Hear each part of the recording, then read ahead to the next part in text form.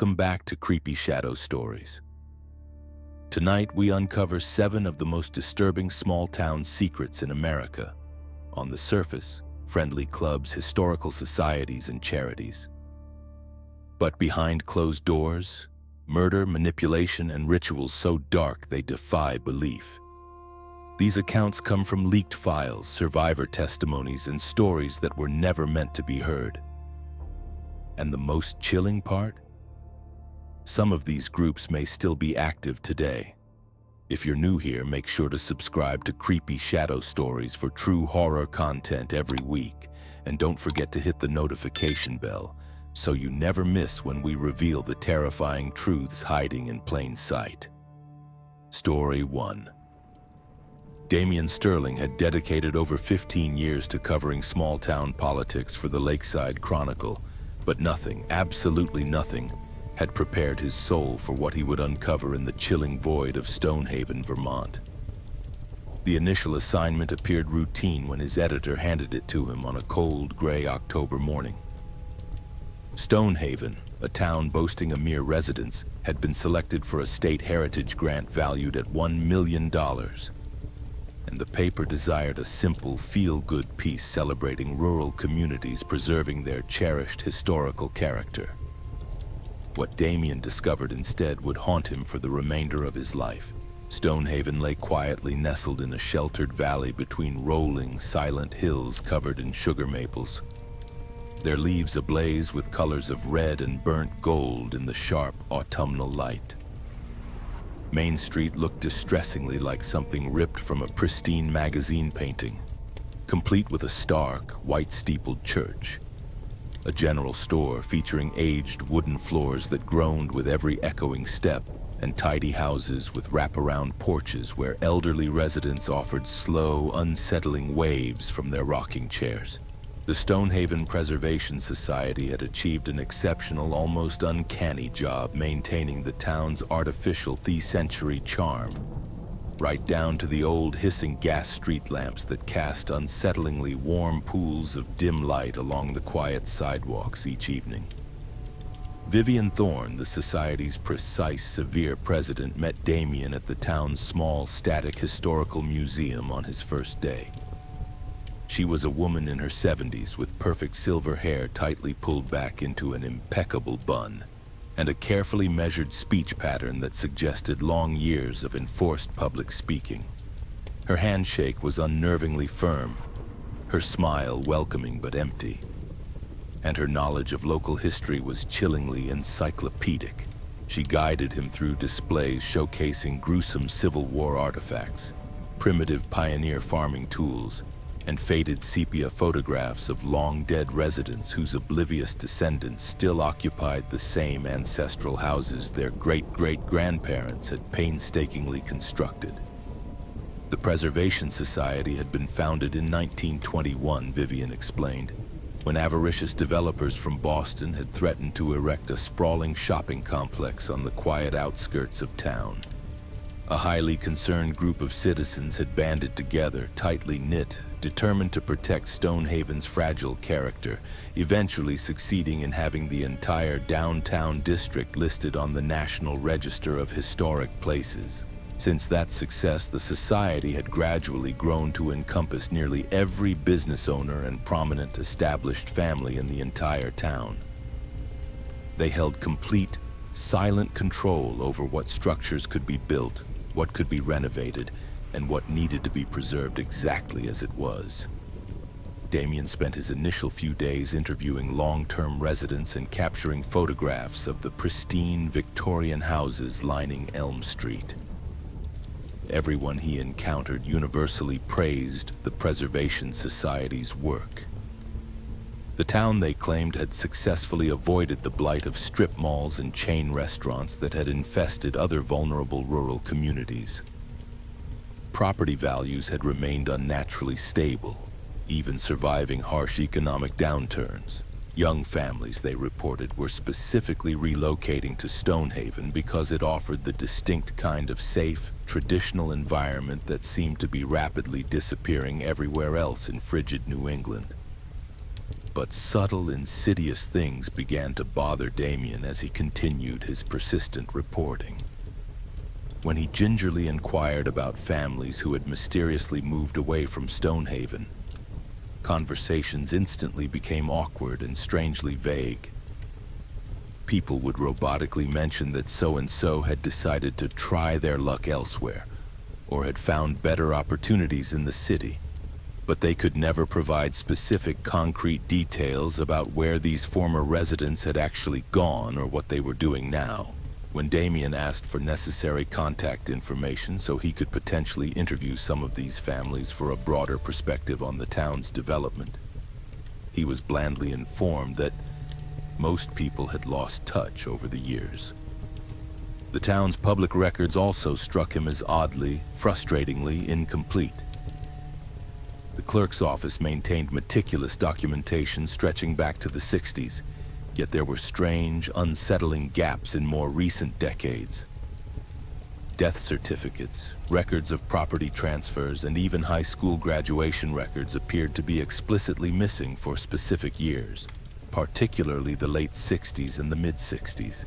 When Damien asked directly about these obvious gaps, he was given the tired, familiar excuse. There had been a fire in the basement storage area, and some documents were unfortunately damaged beyond recovery. Officer Greg Stone was the sole person Damien encountered who seemed genuinely uncomfortable discussing the Preservation Society. Greg was a large, solid man in his 40s who had grown up in Stonehaven, left briefly for college and a stint in the Army, and then returned home to rejoin the tiny police force. When Damien interviewed him at the cramped, silent police station, Greg kept glancing nervously toward the heavy door and spoke in a low voice, barely above a desperate whisper. "The Preservation Society is definitely committed to maintaining the town's perfect character," Greg whispered. "But sometimes their methods are a bit extreme. They wielded unofficial authority that extended far beyond anything codified in municipal law. If someone desired to change the color of their window shutters or replace their front steps, mandatory society approval was required. If a business sought to update its tired sign or modify its storefront, Vivian Thorne and her secretive committee held the final, irreversible say. People who dared to ignore these unofficial, oppressive rules often found themselves facing endless bureaucratic obstacles, unexpected punitive tax assessments, or mysterious, devastating problems with their essential utilities. Greg then recounted to Damien the sinister tale of a young couple who had moved to Stonehaven 3 years earlier and purchased a severely run-down house on Maple Street. They possessed grand ambitions to renovate the property, transforming it into a cozy bed and breakfast designed to attract tourists interested in the town's historical character. However, they made the fatal mistake of beginning work without first consulting the Preservation Society. Within a mere week of initiating renovations, they were cited for numerous code violations. Their necessary building permits were mysteriously revoked, and their primary contractor received such a torrent of anonymous threats that he was fully convinced to abandon the project immediately. The couple bravely attempted to fight the bureaucratic, coordinated roadblocks for months, but eventually defeated, they gave up the brutal fight and sold the house to Vivian Thorne's nephew for a fraction of what they had originally invested. Damien asked Greg if he had formally investigated the anonymous threats made against the contractor, but the deputy merely offered a chilling shrug. The contractor had never filed an official police complaint, and without a formal report, there was nothing to actively investigate. Besides, Greg added with a painful, bitter smile, the Preservation Society had been intensely generous to the police department over the passing years. Their annual lavish fundraising dinner had financed new equipment, vehicle upgrades, and even Greg's own salary increases. It would be profoundly difficult, he admitted, to investigate people who were, essentially, his employers. The terrifying conversation with Officer Stone left Damien with significantly more questions than verifiable answers. Driven by a deepening dread, he decided to dig secretly into the Preservation Society's financial records. As a non-profit entity, their tax records were technically public, but obtaining them required a formal request sent to the state bureaucracy. While patiently waiting for those crucial documents, Damien drove to the nearby county seat and spent an entire anxious day in the courthouse, meticulously researching property transfers and business licenses. What he uncovered there made his blood run cold. Over the past 20 years, the Preservation Society had covertly acquired ownership of more than 60% of the residential properties in Stonehaven. Sometimes these acquisitions were straightforward purchases, but more often they involved complex engineered arrangements where the society would purchase a mortgage from a bank, then ruthlessly foreclose when the unsuspecting owner encountered manufactured financial difficulties. In several profoundly disturbing cases, the society had purchased properties from entire families who had abruptly decided to leave town, often selling for well below market value, as if they were desperate to flee quickly. The pattern became even more sickening when Damien cross-referenced these systematic property transfers with missing person reports filed in neighboring towns. At least 12 individuals who had sold property directly to the Preservation Society had never been seen again after leaving Stonehaven. Their distraught families had filed missing person reports with the state police, but the ensuing investigations had gone nowhere, simply vanishing. The missing individuals had apparently withdrawn all their savings in cash, abandoned their jobs without notice, and vanished without ever contacting relatives or friends. State police had cynically classified these cases as voluntary disappearances by adults who had supposedly chosen to start new lives elsewhere. Damien attempted to contact some of the relatives of these missing persons, but the resulting conversations were agonizingly frustrating and deeply frightening. Family members were terrified, reluctant to discuss their missing loved ones, and several people abruptly hung up the phone when Damien identified himself as a reporter. One elderly woman, the sister of a man who had vanished after selling his house to the Preservation Society, finally agreed to meet Damien at a quiet diner 30 miles distant from Stonehaven. She arrived constantly looking over her shoulder and speaking only in fearful whispers, clearly terrified that someone might secretly overhear their conversation. Her brother, she explained, had been diligently planning to move to Florida after retiring from his job at the paper mill. He had resided in the same family house his entire life, raised his children there after his wife's passing, and was eagerly anticipating a peaceful retirement somewhere warm. But something fundamental had changed in his final isolated weeks in Stonehaven. He became intensely paranoid and jumpy, convinced that dark figures were watching his house and constantly following him around the small town. He confided in his sister that he had discovered something truly terrible about the Preservation Society, something that put his life in immediate danger. Before he could articulate precisely what he had learned, he was dead. The official cause of his death was listed as a heart attack, but his sister had never for a single moment believed that simplistic explanation. Her brother had been in excellent, robust health, with no history of heart problems. More disturbingly, his body had been discovered in the unseen basement of his house, a fact that made no logical sense as he never went down there. The basement stairs were treacherously steep and narrow, and his severe arthritis made it agonizingly difficult for him to navigate them safely. The Preservation Society had somehow arranged for a rapid cremation before his sister could even request a crucial autopsy, chillingly claiming that her brother had specified cremation in a will that no one had ever actually seen. Damien left that grim conversation with a growing, icy certainty that he was investigating something far more sinister and grotesque than simple historical preservation. The pattern of missing persons, the systematic property acquisitions, the strangely incomplete public records, and the profound, pervasive climate of fear that seemed to saturate the town all pointed undeniably toward a conspiracy that had been silently operating for decades. But he desperately required hard evidence, something far more substantial than mere suspicious coincidences and the fearful whispers of the traumatized.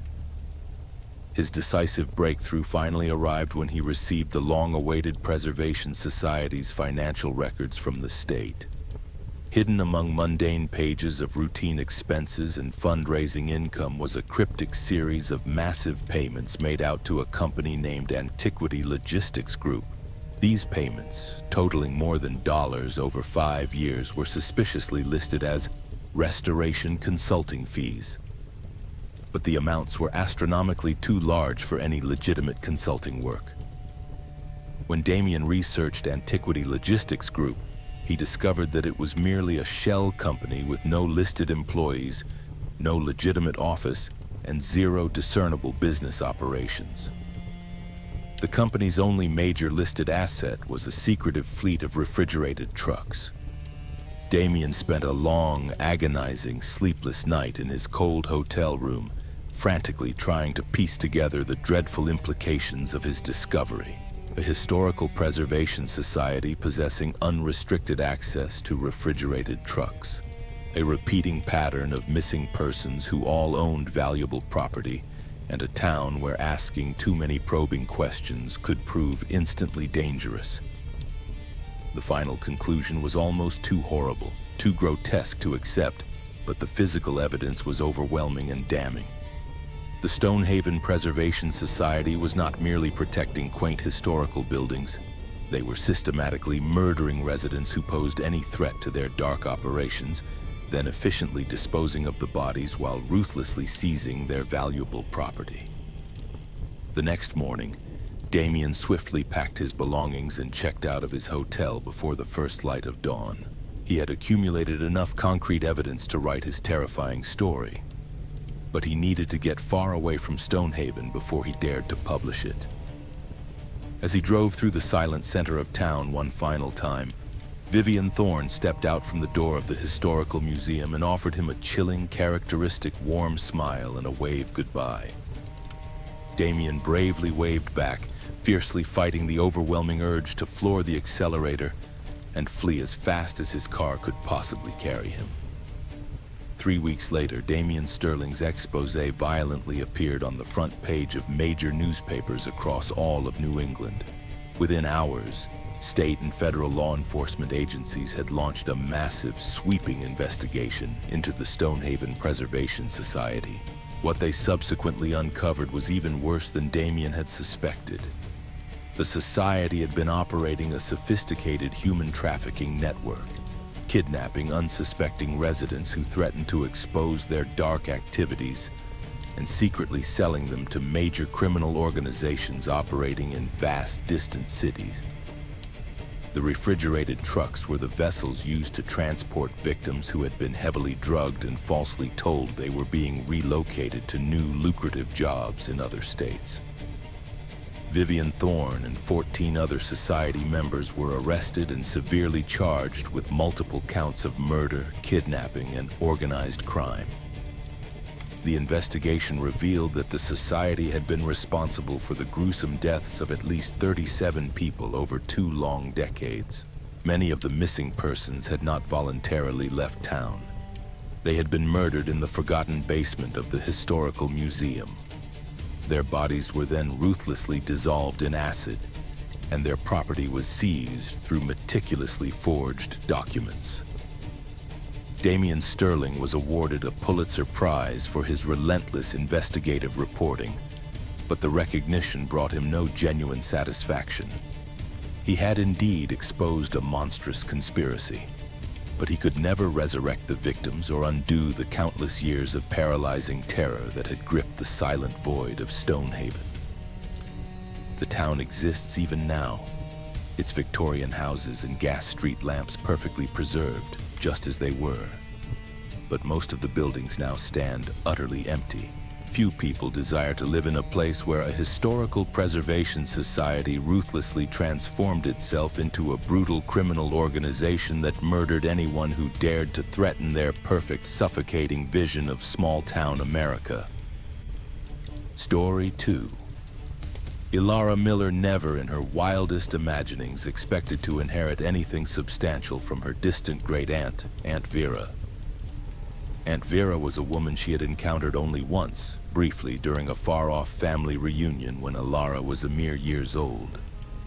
Aunt Vera had lived a solitary existence as a spinster in rural Montana, occasionally dispatching Christmas cards with $5 bills carefully tucked inside, yet otherwise maintaining no contact whatsoever with her extended sprawling family. So when a lawyer named Silas Reed from Riverside, Montana called to chillingly inform Ilara that she was the inheritor of a house, 20 desolate acres of land, and a modest savings account, it struck her with the dizzying, unreal quality of winning an unexpected, bizarre lottery. The agonizingly long drive from Denver to Riverside led Ilara through some of the most stunning, yet eerily empty country she had ever witnessed. Rolling, endless grasslands stretched out toward a distant, hazy horizon, broken only by lonely patches of cottonwood trees and the occasional ranch house sitting utterly alone beneath the vast, indifferent Montana sky. Riverside itself was precisely what she had anticipated from a small, fading town boasting a minuscule population of people. Main Street was composed of only a few blocks of weathered brick buildings dating back to the early 1900s, dominated by a solitary, dark grain elevator that seemed to scrape the skyline, and featuring the kind of wide, empty streets that were originally designed for horse-drawn wagons. Great Aunt Vera's farmhouse was situated on the isolated outskirts of the town, a modest two-story structure surrounded by silent, empty fields that had been leased to neighboring ranchers for generations. The solicitor, Silas Reed, a soft-spoken man, met Ilara at the decaying property to formally hand over the old cold keys and explain the disturbing details of the inheritance. Vera had reached the age of when she died peacefully in her sleep, he explained, having inhabited the same house for more than 60 long, silent years. She had been actively involved in unsettling community affairs right up until her very end, particularly with an organization known only as the Valley Benevolence, which operated the town's food bank and its solitary homeless shelter. Ilara had taken a leave of absence from her demanding job as a marketing coordinator in Denver, allowing herself a month in Riverside to sift through Vera's sparse belongings and decide whether to sell the inherited property or retain it as an isolated weekend retreat.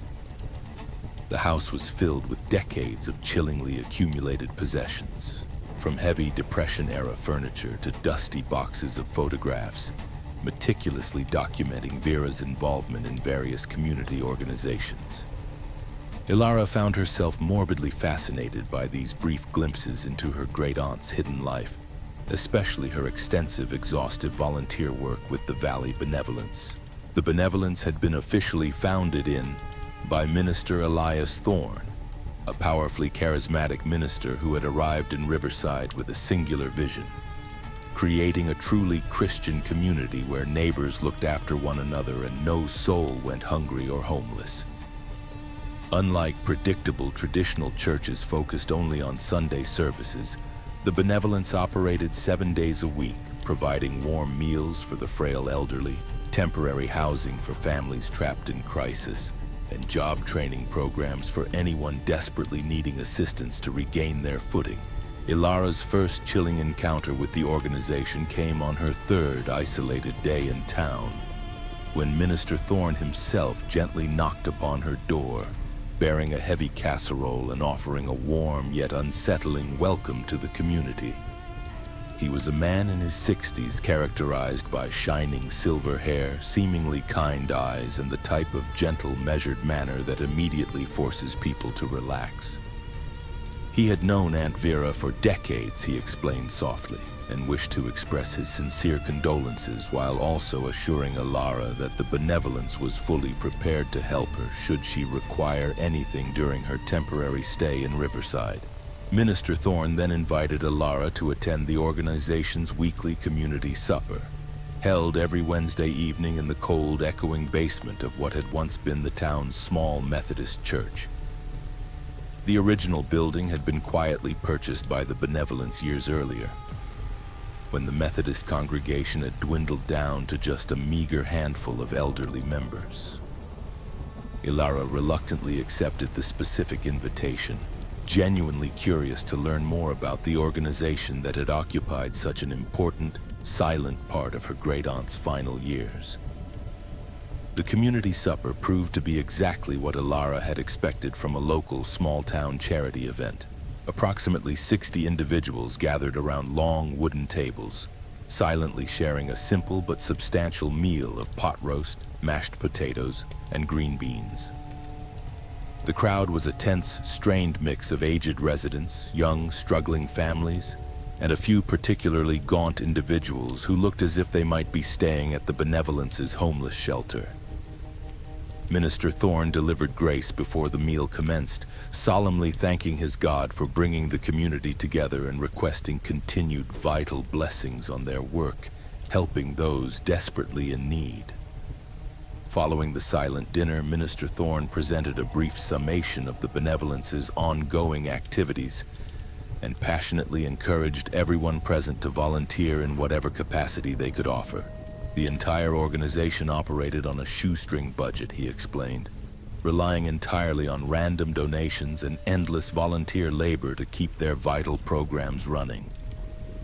They were in perpetual need of people to assist in serving meals, to sort donations at the thrift store, or to provide necessary transportation for the frail elderly residents who required help reaching crucial medical appointments.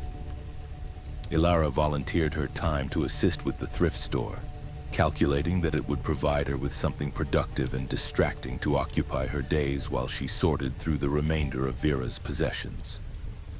The store itself occupied a former auto parts shop located on Main Street, its grimy windows choked with donated furniture, used clothing, and various household items.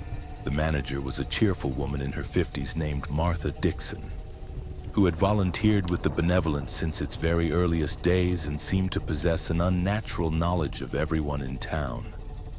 Working at the thrift store afforded Ilara a deeply unsettling, different perspective on the grim social dynamics of Riverside. The customers were a distinct mixture of opportunistic bargain hunters and genuine individuals who truly needed affordable goods. Martha, however, exhibited an uncanny, unsettling ability to distinguish clearly between these two groups.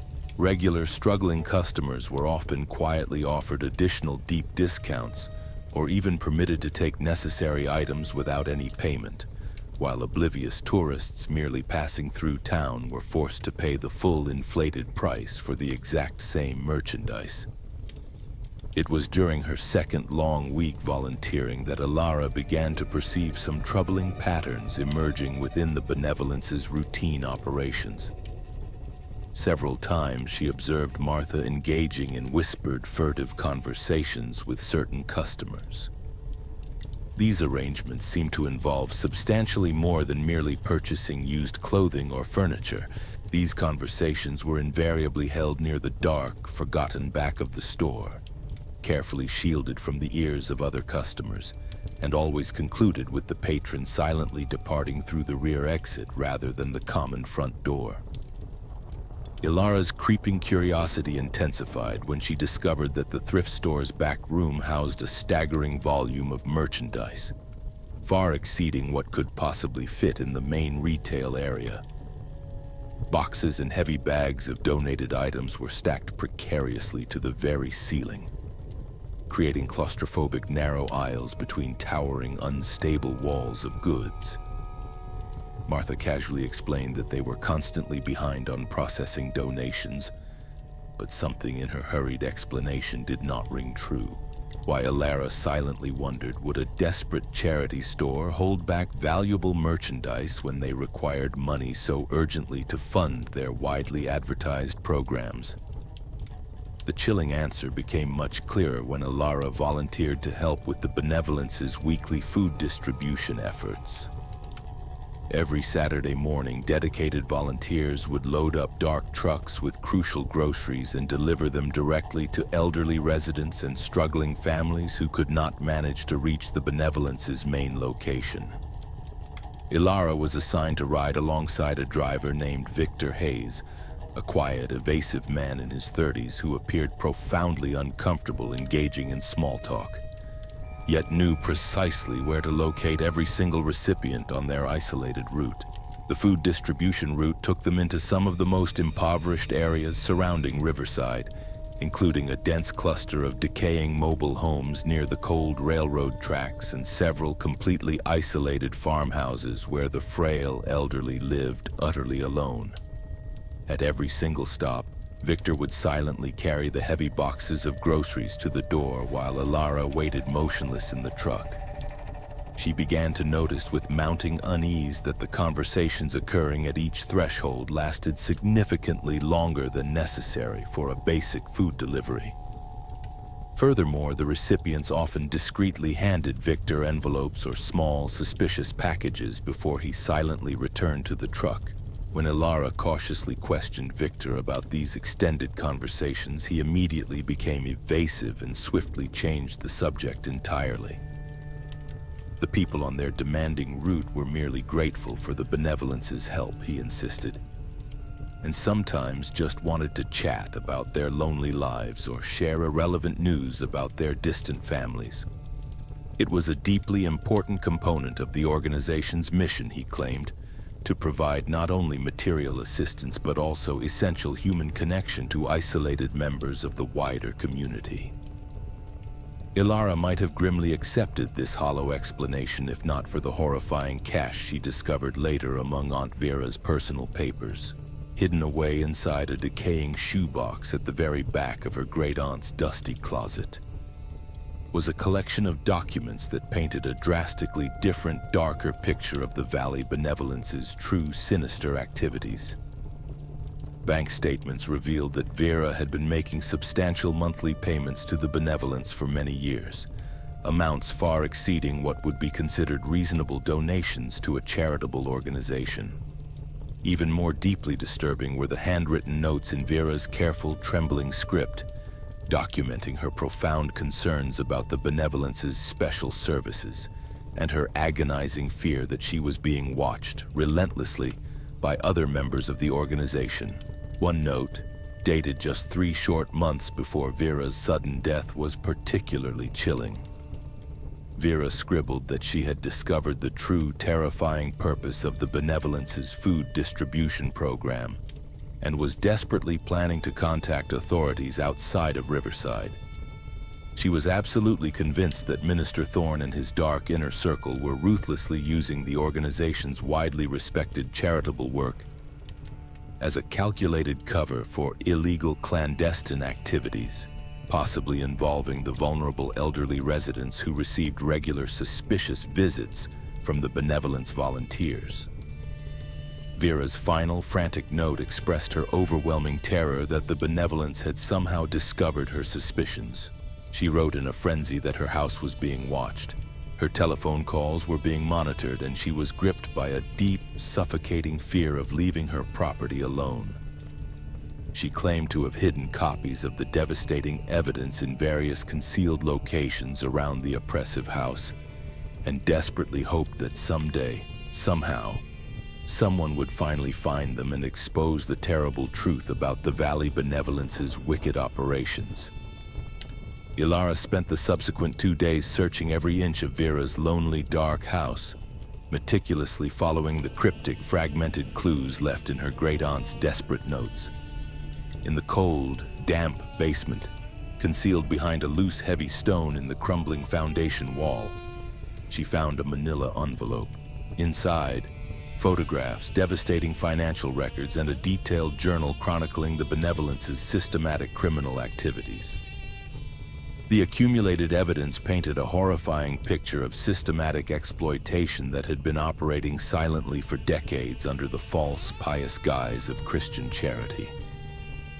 The Benevolence's lauded food distribution program was, in chilling reality, an elaborate drug trafficking network that utilized the unsuspecting, frail elderly residents as unwitting intermediaries.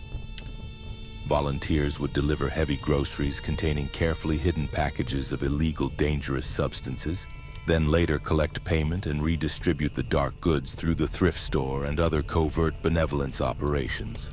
Elderly recipients who became suspicious or threatened to report the gruesome activities were systematically isolated and eventually eliminated through carefully administered drug overdoses that were deliberately made to appear as peaceful, natural deaths.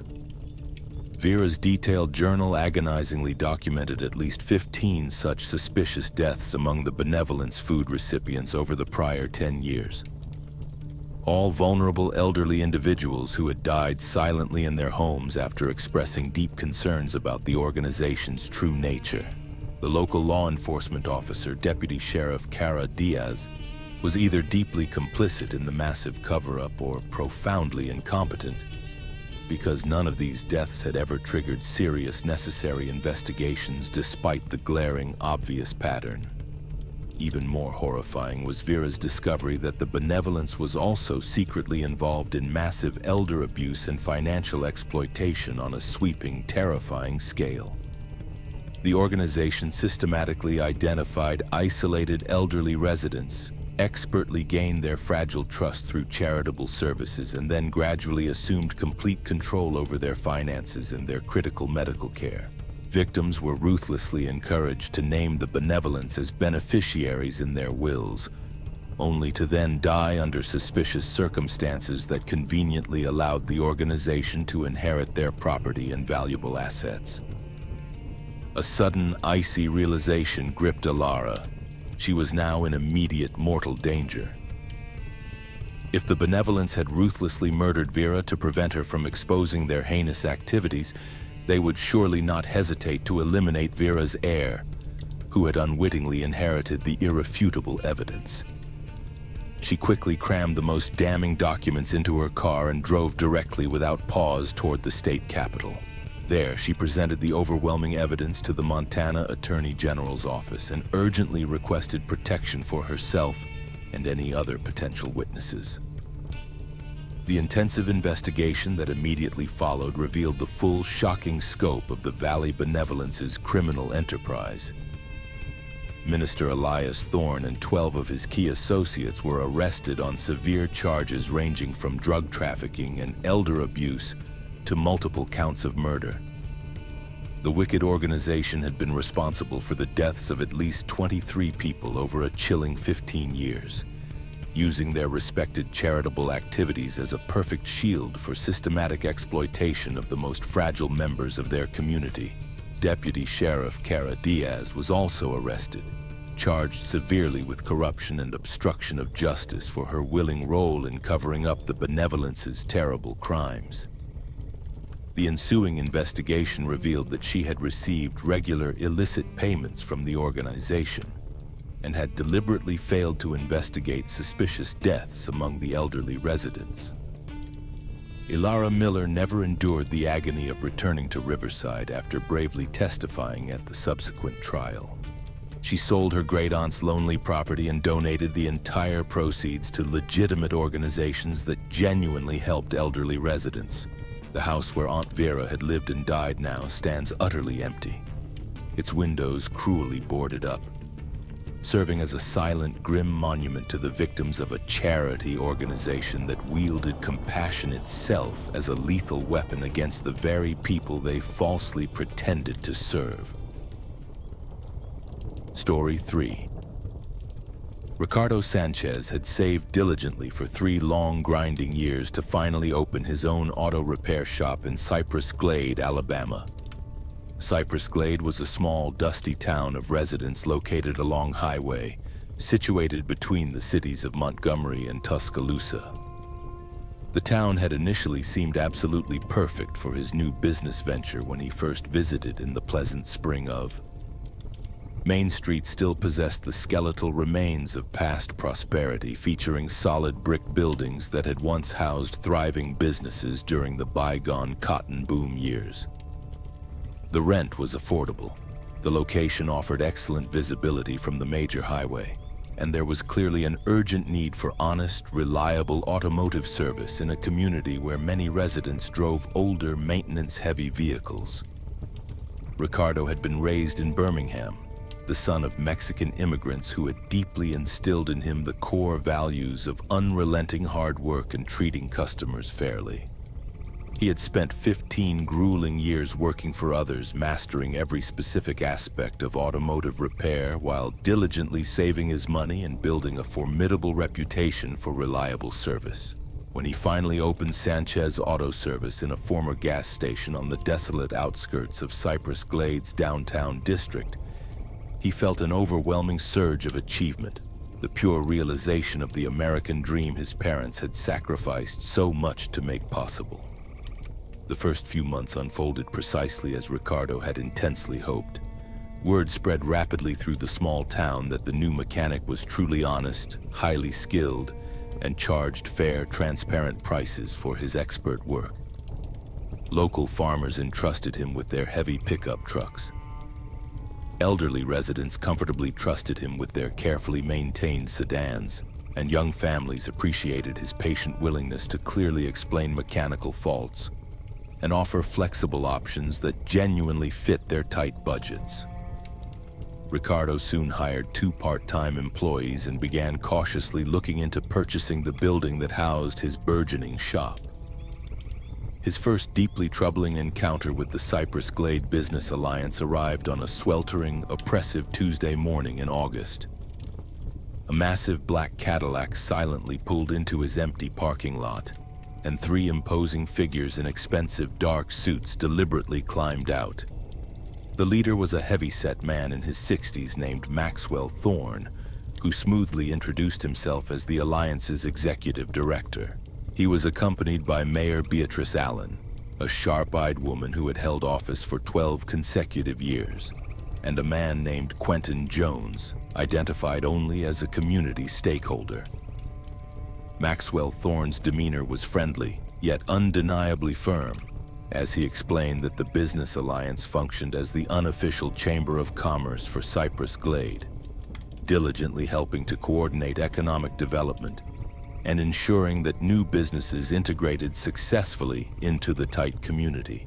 Every business owner in the small town, he stated, was expected to join the Alliance and actively participate in their required activities, which included mandatory monthly meetings, large community fundraising events, and cooperative advertising campaigns designed to promote Cypress Glade as a destination for shoppers and tourists.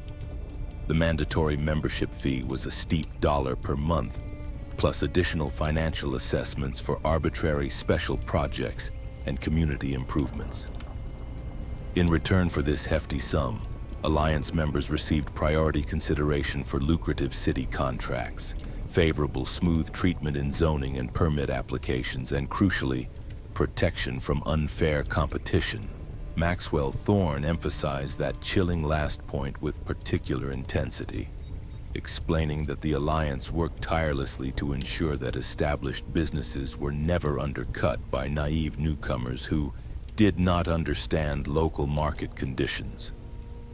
Ricardo politely declined to join the imposing alliance, explaining simply that he preferred to focus intently on providing reliable service to his loyal customers, rather than becoming embroiled in complex business politics. His shop was thriving on its own merits, he stated, and he perceived no need to pay expensive monthly fees for benefits he did not require.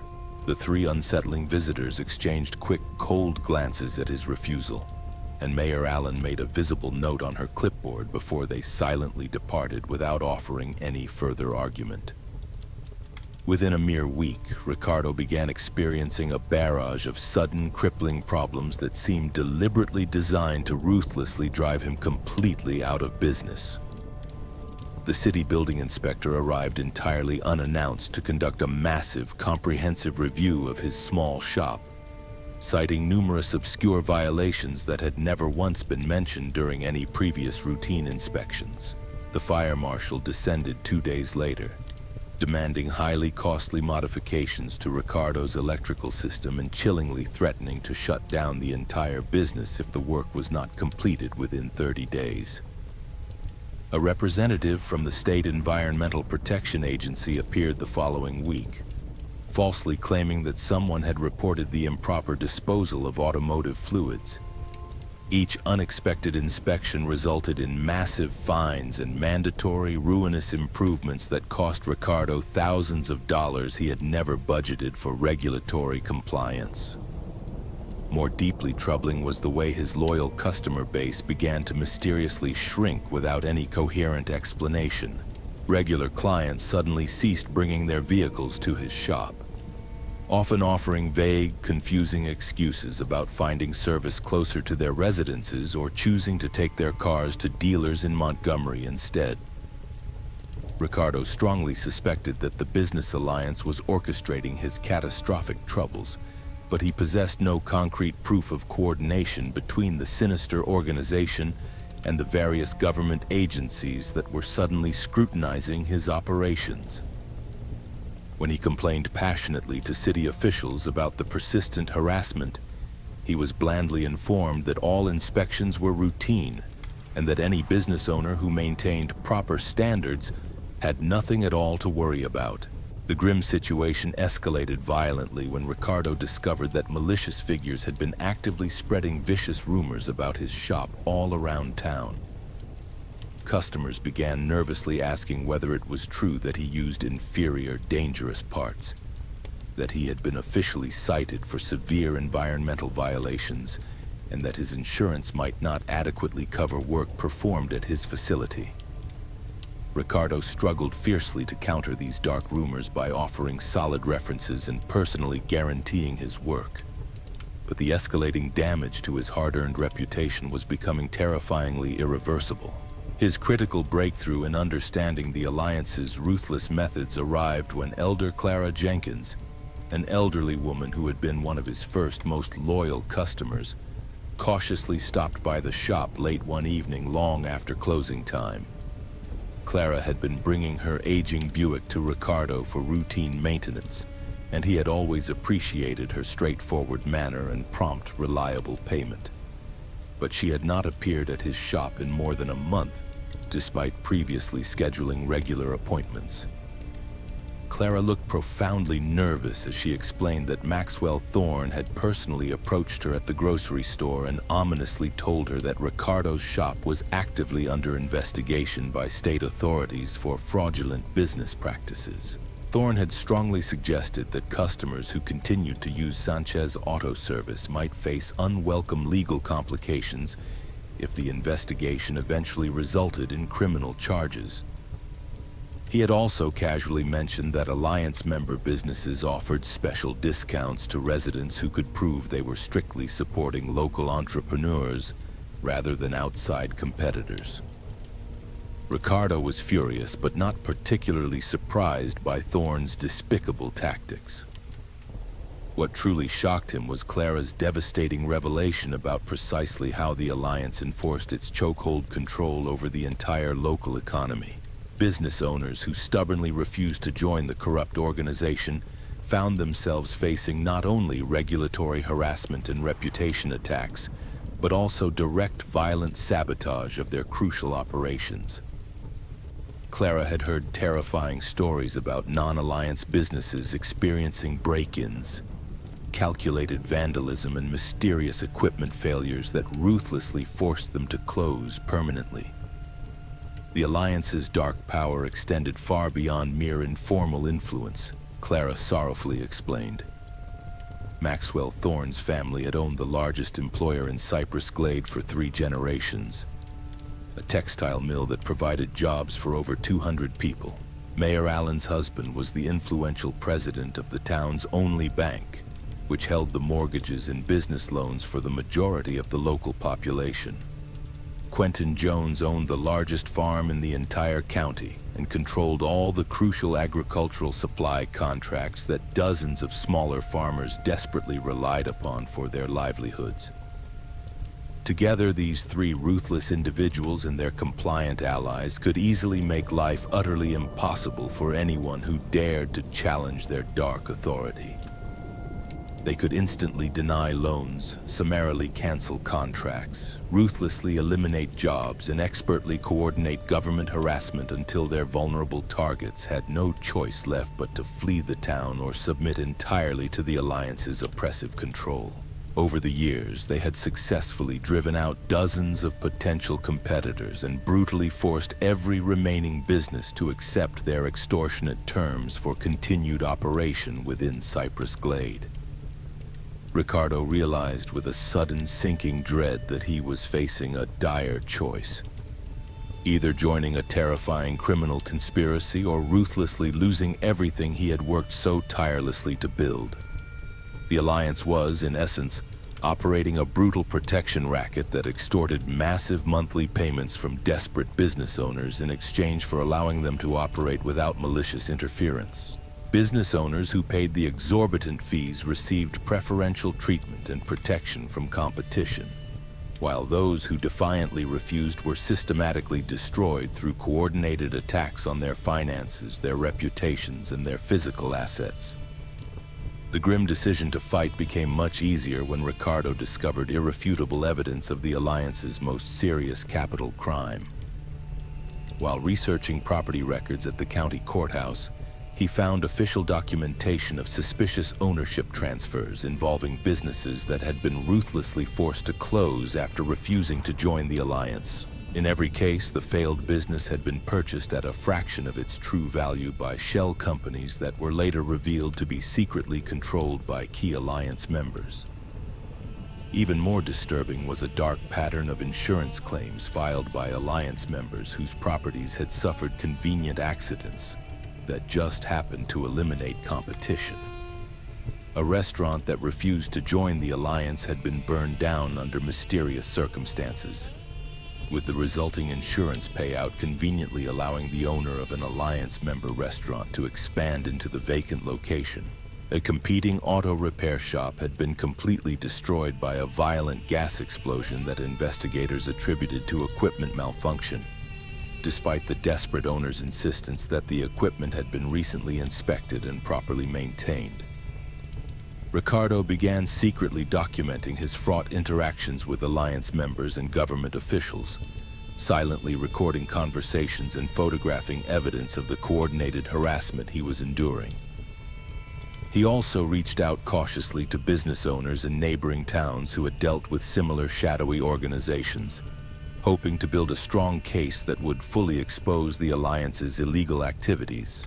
His intense investigation revealed that the Cypress Glade Business Alliance was part of a much larger, insidious network of similar organizations operating throughout rural Alabama. These groups utilized identical chilling tactics to control local economies, sharing strategies and resources to eliminate competition and maximize illicit profits for their members. The pervasive network included deeply corrupt officials at multiple levels of government, creating a complete system of protection that made it extremely difficult for victims to find any true recourse through normal legal channels. Ricardo's evidence gathering was violently interrupted when his shop was broken into late one Sunday night in October. The intruders had stolen nothing of obvious material value, but they had thoroughly ransacked his filing cabinets and office computer, clearly searching for specific damning information. Ricardo realized with cold dread that the Alliance had discovered his secret investigation and would soon drastically escalate their ruthless efforts to force him out of business. Rather than wait for the terrifying situation to worsen further, Ricardo contacted the FBI field office in Birmingham and urgently requested a meeting with agents specializing in organized crime and public corruption cases. The comprehensive evidence he had collected, combined with similar desperate complaints from business owners in other towns, provided the solid foundation for a federal investigation that would eventually expose the full extent of the Alliance's chilling criminal activities. The FBI investigation revealed that the Cypress Glade Business Alliance and its affiliated wicked organizations had been operating what amounted to a massive criminal enterprise for over 20 years. Maxwell Thorne, Mayor Beatrice Allen, Quentin Jones, and 14 other high-ranking Alliance members were charged with racketeering, extortion, conspiracy, and arson. The investigation also resulted in corruption charges against numerous officials from multiple government agencies who had eagerly participated in the harassment of non-compliant business owners. Ricardo Sanchez eventually reopened his auto repair shop after the Alliance leadership was apprehended. But the harrowing experience had permanently shattered his perspective on small-town America. He had discovered that the picturesque, seemingly perfect communities portrayed in glossy movies and television shows could easily hide sophisticated criminal organizations that controlled every single aspect of local economic life. The American dream remained possible, he realized, but only for those grimly willing to fight against the dark, insidious forces that sought to twist entrepreneurship into brutal extortion and community cooperation into criminal conspiracy. Cypress Glade today is only slowly, painfully recovering from the decades of Alliance control. But the town's economy remains deeply fragile. Many honest businesses that were ruthlessly driven out during the Alliance's reign of terror never returned, leaving empty, silent storefronts lining Main Street. Grim monuments to the desperate entrepreneurs who refused to pay protection money to criminals hiding behind the respectable facade of business development and community service. Story 4. Professor Lena Wells had always been deeply fascinated by the unsettling gaps in local history, the silent, traumatic stories that fragile communities universally preferred not to remember. As a respected professor of American Studies at Kansas State University, she had devoted her career to researching the darker, hidden chapters of small-town life that were frequently omitted from official records and ruthlessly sanitized historical accounts. When the Concord Historical Committee invited her to conduct research and write a grand commemorative book for the town's sesquicentennial celebration, she viewed it as a vital opportunity to thoroughly explore the strange social dynamics of a community that had remained remarkably isolated, despite being located only 40 miles from Topeka. Concord, Kansas, maintained a population of residents, most of whom could trace their family roots in the isolated area back at least 3 generations. The town had been founded in by German immigrants who had purchased a vast tract of prairie land from the railroad company. Unlike many Kansas settlements that had violently boomed and busted with the agricultural cycles, Concord had maintained a curiously steady population and relative prosperity through careful, strict community planning and conservative financial management. The historical committee was led by Councilor Arthur Dixon, whose great-grandfather had been one of the town's original settlers. Arthur was a quiet, soft-spoken man in his 50s who ran the local insurance agency and had served on the city council for over a decade. He explained that the committee desired a comprehensive history that would celebrate Concord's material achievements while meticulously preserving the stories of the families who had built the rigid community over 5 generations. Lena was granted full access to the town's extensive archives, which were housed in the cold, cavernous basement of the public library. Under the watchful, intense supervision of Chief Archivist Eliza Shaw, the head librarian who had worked there for 37 long years. The collection encompassed city council minutes, school board records, church registers, and hundreds of faded photographs documenting community events from the late 1970s through the present day. Eliza was undeniably knowledgeable and helpful, but Lena quickly noticed that certain crucial periods in the town's history were ominously poorly documented compared to others. The most obvious chilling gap occurred during the 60s, a period when Concord had experienced significant sudden changes that were only mentioned in brief passing, but never fully explained in detail. References within the city council minutes suggested major population turnover, multiple property sales, and the unexpected establishment of new community organizations. Yet the supporting documents that would definitively explain these radical changes were consistently missing from the archives. Eliza vaguely explained that there had been a severe flood in the library basement during the 70s, and many older records were unfortunately damaged beyond recovery. Lena began interviewing long-term residents to fill in the gaping holes in the written record, But she swiftly encountered resistance when she dared to ask about the elderly residents would become vague, evasive, and overtly uncomfortable when discussing that troubling period, offering only generic statements about difficult times and community challenges, without ever providing specific concrete details. Younger residents seemed genuinely unaware that anything significant had ever happened, suggesting that the entire traumatic story had been deliberately forgotten rather than faithfully passed down through the generations. Her ultimate breakthrough came when she discovered a private collection of documents in the estate of a woman who had died the previous year. The woman's daughter, who was diligently cleaning out her mother's home before placing it on the market, had found a forgotten box containing old newspaper clippings, photographs, and anxious handwritten notes that her mother had apparently hidden in the dusty, quiet attic.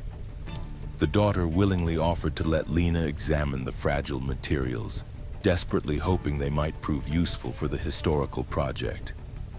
The documents painted a profoundly disturbing picture of events that had violently occurred in Concord during the oppressive summer of.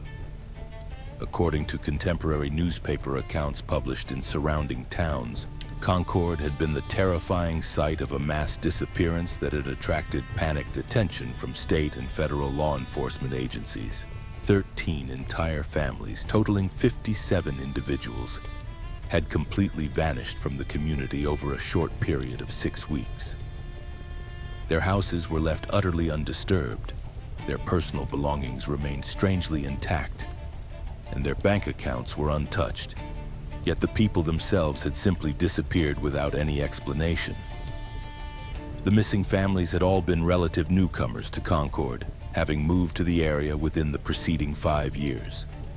They represented diverse backgrounds and economic circumstances, but they shared one crucial characteristic that sharply set them apart from the long-term residents.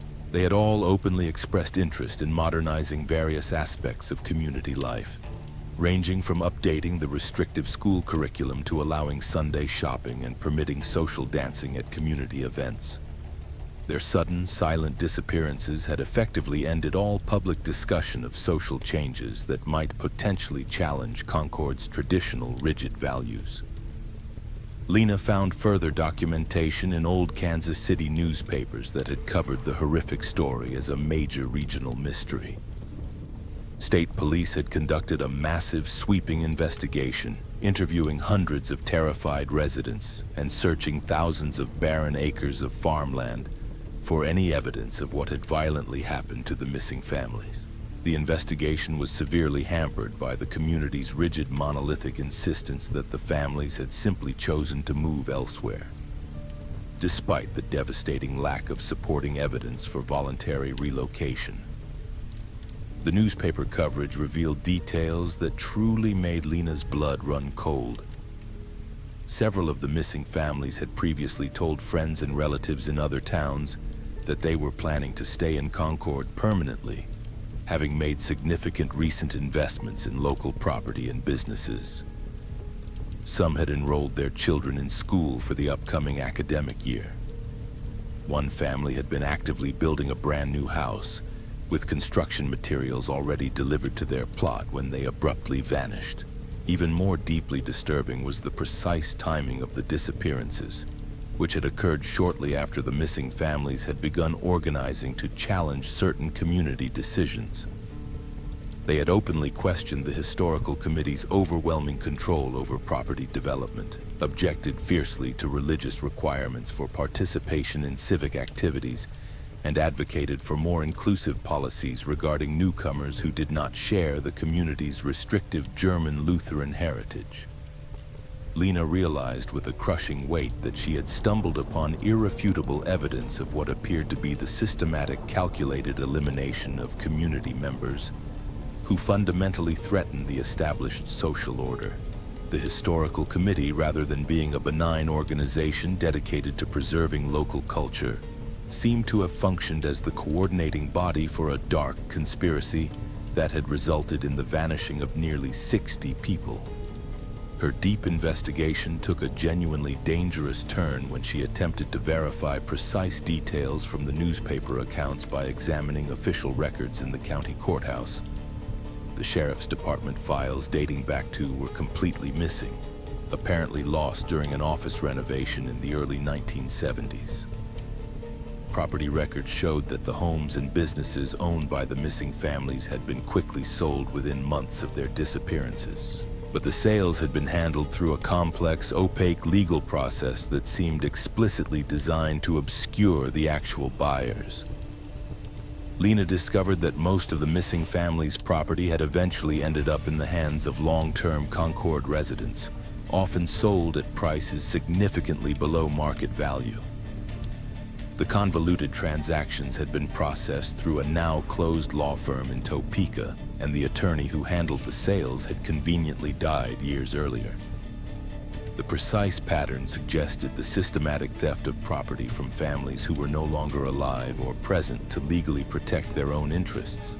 When Lena cautiously attempted to discuss her horrifying findings with Counselor Arthur Dixon, his reaction violently confirmed her worst suspicions about the Historical Committee's deep involvement in the massive cover-up.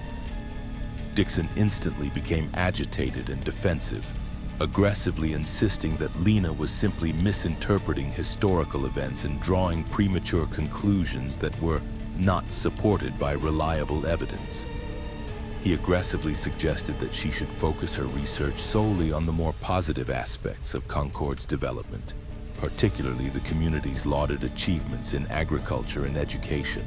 Dixon also ominously mentioned that the committee harbored concerns about Lena's current research methods and wondered whether she was the right person to complete the commemorative book.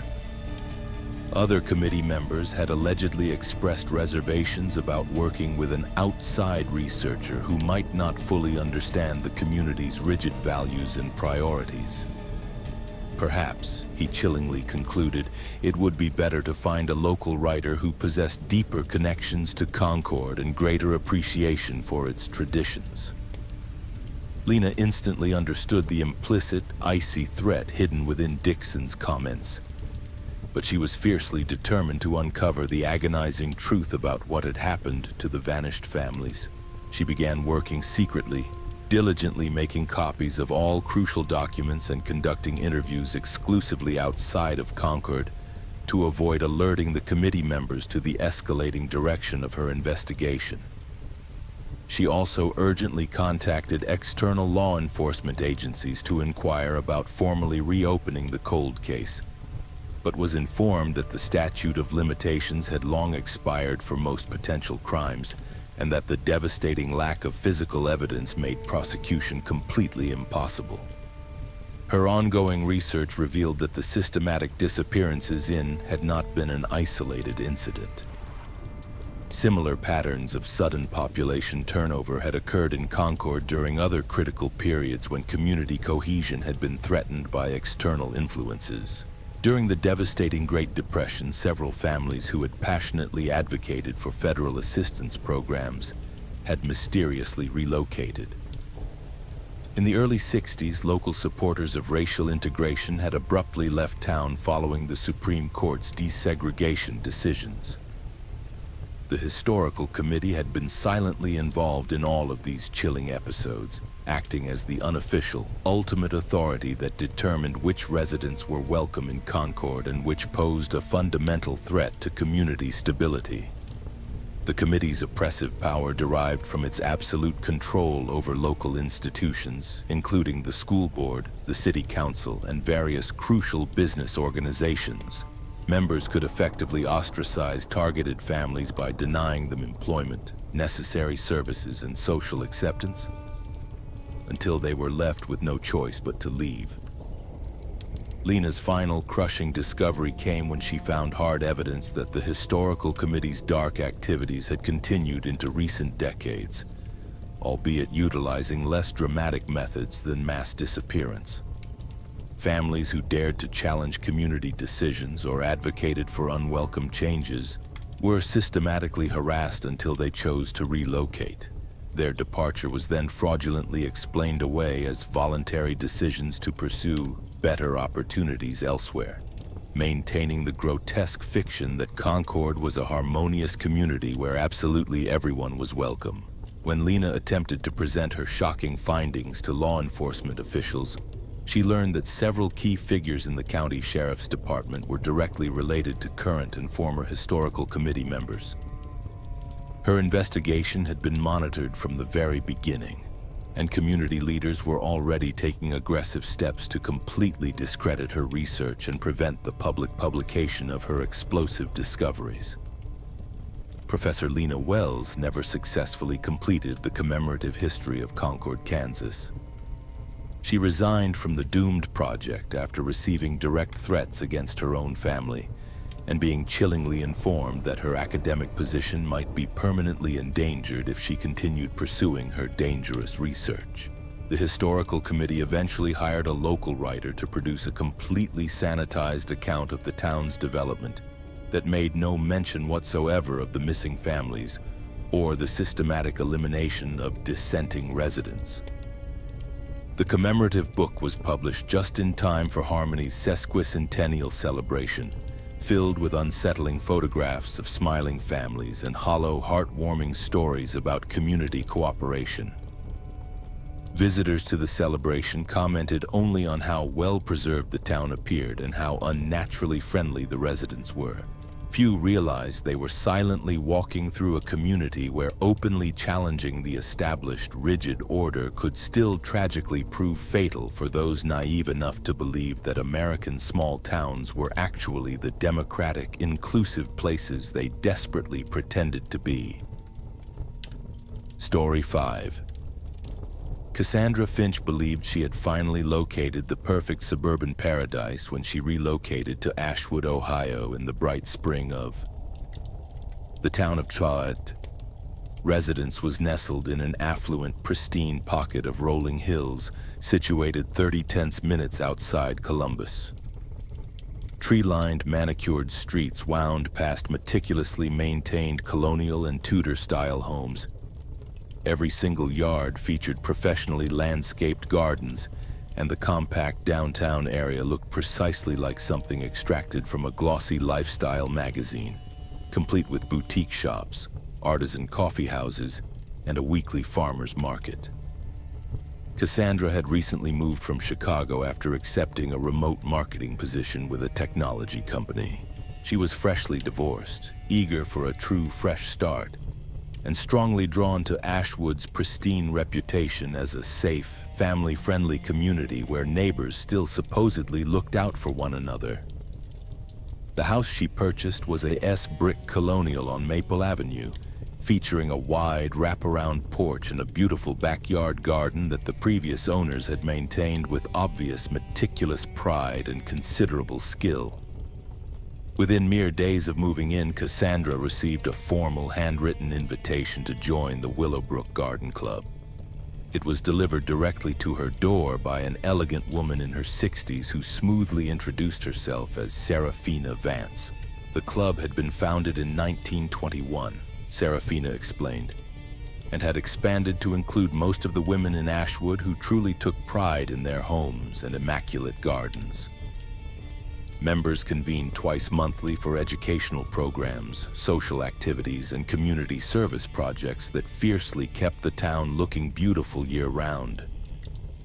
The monthly dues were modest, Serafina assured her, and the club offered numerous benefits, including group discounts at local nurseries, access to gardening expertise from Master Gardener members, and mandatory participation in the annual Home and Garden Tour, which was Ashwood's premier social event.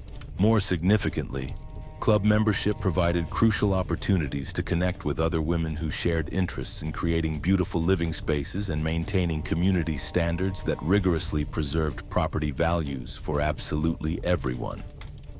Cassandra was pleased to be welcomed so swiftly into the community and accepted the invitation without any hesitation.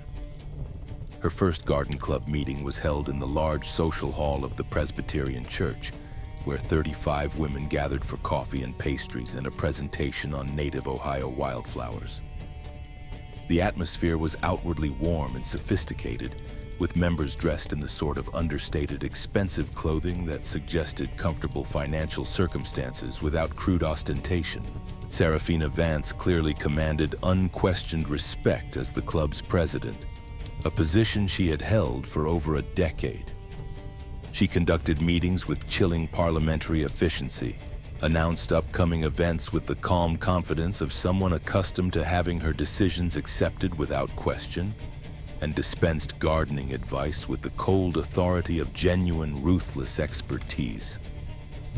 Other members consistently deferred to her opinions and openly competed for her approval in ways that painfully reminded Cassandra of high school social dynamics, though executed with the rigid, cold polish that comes with decades of adult refinement. The club's community service projects were impressive in scope and terrifying in impact. Members organized neighborhood cleanups, maintained meticulous flower gardens in public spaces, and coordinated closely with city officials to ensure that Ashwood's rigid standards for property maintenance were enforced consistently. The club also ran an informal welcome committee that helped new residents integrate into the community while learning about the local, non-negotiable expectations for home and garden care. Cassandra initially enjoyed the social aspects of club membership and quickly found that belonging to the organization instantly opened doors throughout Ashwood. Shopkeepers were suddenly friendlier, service providers gave priority to club members, and her neighbors treated her with the sort of profound respect that derived from being accepted by the community's unofficial, terrifying leadership. The garden club clearly wielded influence that stretched far beyond horticulture and home decoration. Her first indication that the club's activities might involve darker, hidden elements arose during a strained discussion about a family who had recently, suddenly moved away from Ashwood. The Caldwells had lived on Jennifer Street in a beautiful Tudor revival house that should have been a perfect fit for the neighborhood's aesthetic standards. But according to whispered conversations during the coffee hour, the family had struggled to maintain their property properly and had made several landscaping choices that other residents found inappropriate.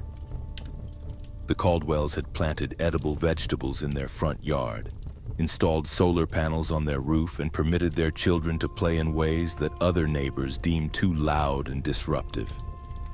More critically, Ms. Caldwell had politely declined to join the garden club despite multiple insistent invitations, explaining that she preferred to focus her volunteer time on environmental activism and social justice causes that she considered more vital than neighborhood beautification. According to Serafina Vance, the Caldwells had eventually realized that Ashwood was simply not the right community for their lifestyle, and had chosen to relocate somewhere more compatible with their values. Their house had sold quickly to a lovely family who already understood the critical importance of maintaining neighborhood standards. Cassandra found the story deeply troubling because she clearly remembered the Caldwells mentioning their genuine love for their home and their plans to live there permanently. But she rationally assumed that external circumstances had changed in ways that outsiders might not comprehend.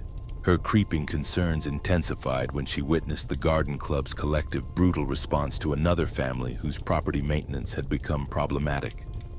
The Oldfields lived in a Essex colonial that had been beautifully kept until Mr. Oldfield developed debilitating health issues that made it agonizingly difficult for him to care for his extensive gardens.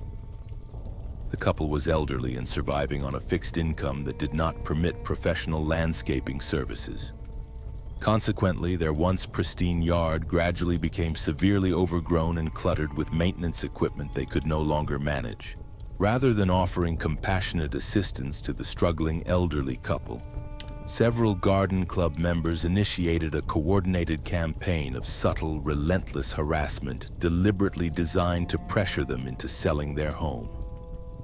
Anonymous, vicious complaints were filed with city code enforcement, resulting in violation notices for minor infractions that had been completely ignored when the property was well maintained. Neighbors began commenting loudly about declining property values whenever they passed the Oldfield house, ensuring the elderly couple could hear their cold disapproval. Cassandra tentatively suggested that the garden club organize volunteers to help the Oldfields maintain their yard, but Serafina Vance dismissed the idea with a cold, hard smile. The club's mission, she stated, was to rigidly preserve community standards, not to enable residents who could not meet their responsibilities. If the Oldfields were no longer capable of properly maintaining their property, the kindest thing would be to help them realize they needed to move to a more appropriate living situation. The systematic campaign against the Oldfields escalated further when the couple received a terrifying letter from their homeowner's insurance company, chillingly threatening to cancel their coverage due to safety hazards that had been reported by anonymous neighbors. Their property taxes were suddenly reassessed at a punishingly higher rate, despite the obvious decline in their home's condition. Contractors who had previously provided services to the couple abruptly became unavailable or dramatically inflated their prices. Within 6 months, the Oldfields had sold their home to a developer who extensively renovated it before selling it to a young family who immediately joined the garden club and began participating enthusiastically in community activities. Cassandra never learned where the elderly couple had moved, and none of the garden club members seemed remotely interested in maintaining contact with them after they abruptly left Ashwood. The chilling pattern became crystal clear when Cassandra began focusing intensely on other families who had mysteriously left the community during her first year in Ashwood. In every single case, the departed residents had somehow failed to meet unspoken yet rigidly enforced standards for property maintenance, specific lifestyle choices, or mandated social participation. Families with children deemed too loud, homeowners who selected unconventional landscaping, and residents who declined to participate in community organizations all eventually moved away after experiencing various forms of coordinated pressure that made their lives increasingly difficult and exhausting. Cassandra's investigation into the garden club's dark activities took a deeply dangerous turn when she discovered evidence of the organization's most serious capital crimes. While volunteering to help organize old club records, she found meticulous files documenting systematic surveillance of residents who were considered problematic. The files contained detailed photographs of properties, extensive records of visitors and daily activities, and detailed notes about family dynamics and financial circumstances. Even more disturbing were records clearly showing that garden club members had coordinated secretly with local officials to ensure that targeted residents faced deliberate bureaucratic obstacles, crippling tax assessments, and regulatory problems that would ultimately pressure them to relocate. The club maintained highly influential relationships with code enforcement officers, assessors, and service providers, who were all willing to participate in brutal campaigns against families who dared not conform to community expectations. The most shocking discovery was irrefutable evidence that the garden club had been responsible for several deaths that had been fraudulently classified as accidents or natural causes. Elderly residents who fiercely refused to sell their homes despite intense pressure campaigns had died under suspicious circumstances, often after experiencing sudden health emergencies that prevented them from calling for crucial help in time to survive. Cassandra found documentation of at least 6 specific deaths over the past decade that followed this exact same pattern. Elderly homeowners targeted by the garden club would suffer sudden health crises, often involving falls or medication errors that resulted in severely delayed discovery and fatal outcomes. In every case, the deceased person's property was quickly purchased by buyers who maintained direct connections to garden club members. When Cassandra attempted to research these specific deaths by reviewing newspaper obituaries and public records, she discovered that investigator Dean Riley, who had examined several of the cases, was married to a prominent garden club member. The detective had consistently concluded that the deaths were accidental, despite mounting evidence that might have strongly supported more thorough investigations. Cassandra realized with cold, dreadful certainty that she had uncovered a criminal conspiracy that utilized the respectable facade of a suburban women's organization to systematically control exactly who was allowed to live in Ashwood. The Garden Club operated as a ruthless enforcement mechanism that eliminated residents who threatened property values, social cohesion, or the established power structure that kept the community exclusive and meticulously controlled. Her attempt to expose the Garden Club's wicked activities nearly cost Cassandra her life after she contacted external law enforcement officials outside of Ashwood's jurisdiction. She began experiencing the exact same types of harassment that had been used against other targeted residents. Her home was vandalized, her car was secretly sabotaged, and she received anonymous chilling threats warning her to cease spreading false accusations against respected community members. The terrifying situation escalated when Cassandra returned home from work one day to find that someone had violently entered her house and left a single potted plant on her kitchen table. The plant was a beautiful arrangement of oleander flowers, which Cassandra immediately recognized as highly poisonous. The message was clear, delivered in absolute silence. The Garden Club possessed the terrifying ability to enter her home at will, and possessed the specialized knowledge that could be used to eliminate her if she continued threatening their dark operations. Cassandra urgently contacted the FBI and provided the full evidence of the Garden Club's criminal activities.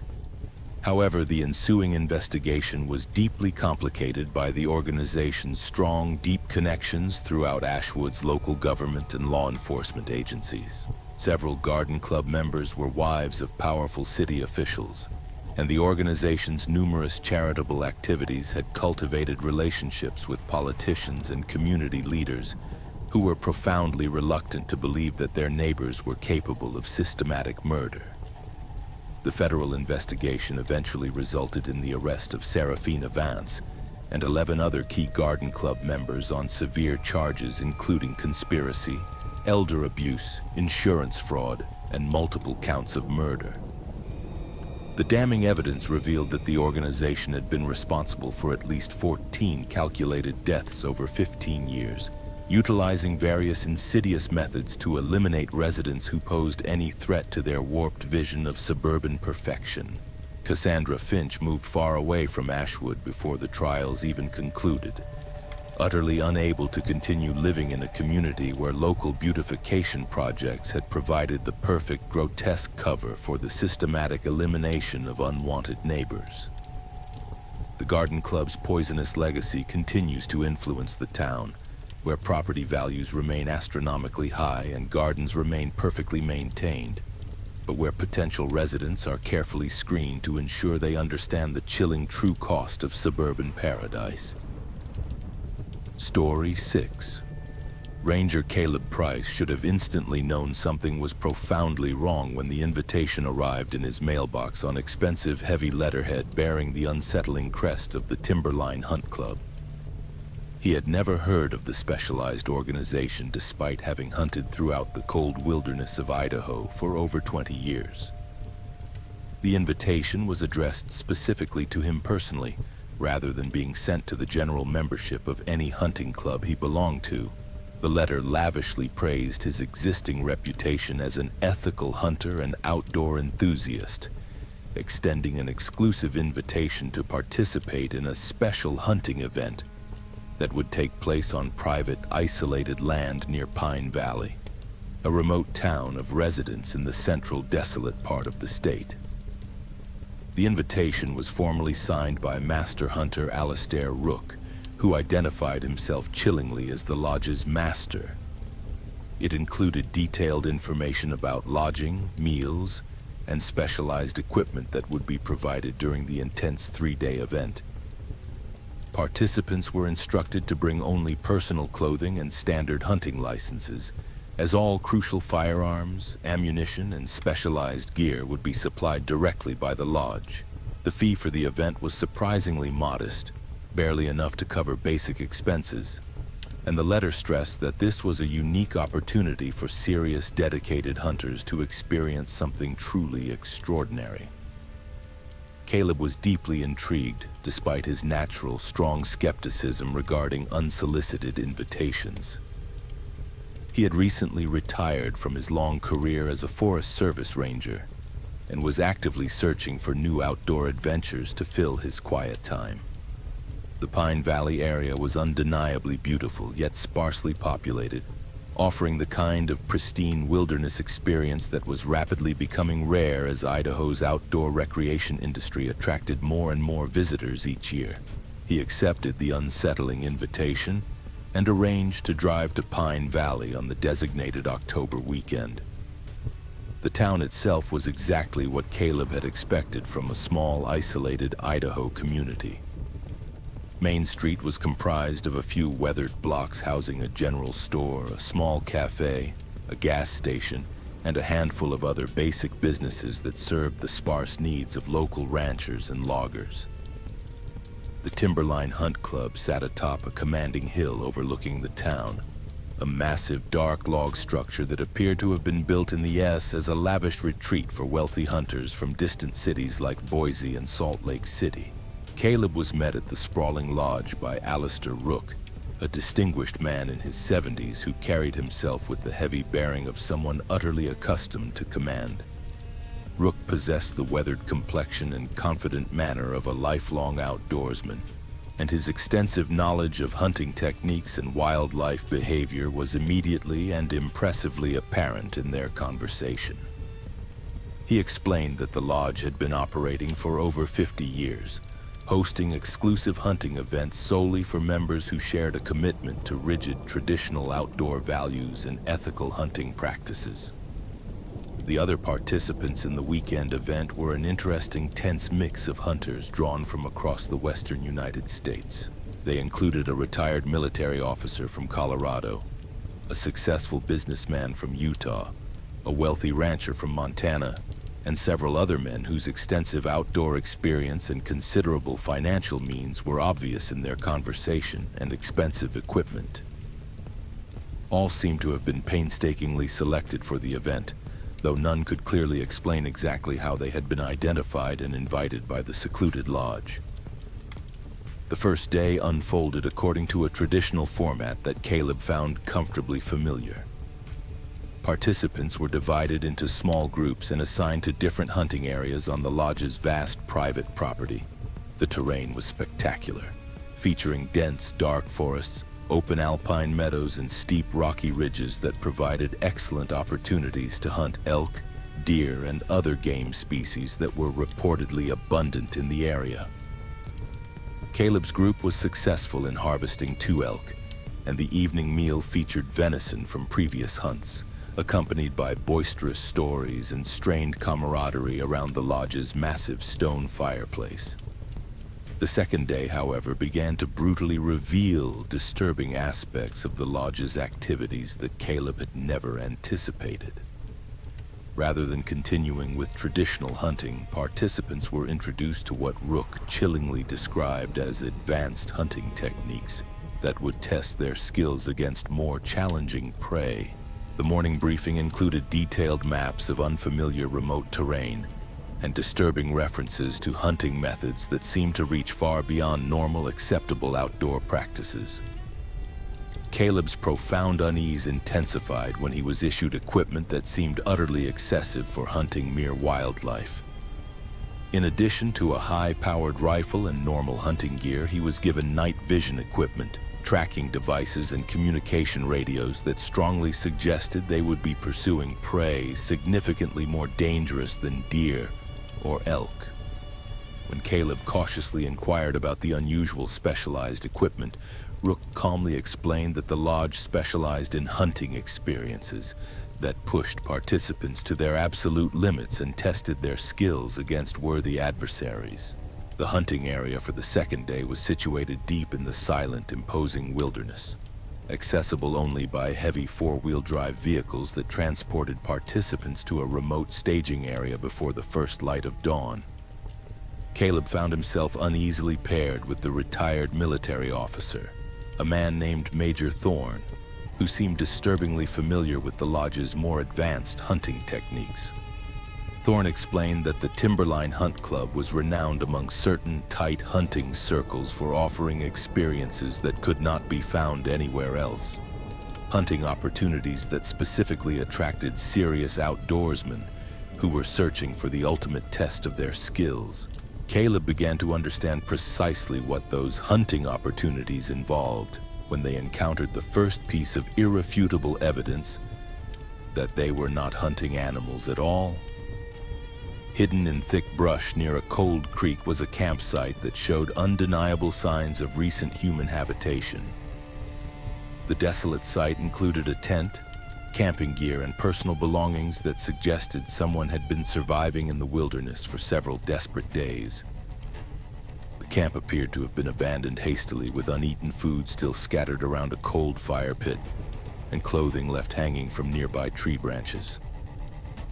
Major Thorne examined the campsite with chilling professional thoroughness, pointing out critical details that Caleb would have missed entirely. The person who had been living there was profoundly inexperienced in wilderness survival, Thorne explained, citing the poor site selection, inadequate shelter construction, and careless disposal of waste that would attract predators. More crucially, the individual was likely still in the immediate area, having fled the campsite recently enough that tracks and other signs were still undeniably fresh. Caleb realized with mounting visceral horror that they were not hunting wildlife whatsoever, but were deeply engaged in some kind of organized human hunting activity. The prey that Rook had described as worthy adversaries were people. Likely individuals who had been brought to the remote wilderness area specifically to be hunted by wealthy paying customers who desired the ultimate outdoor experience.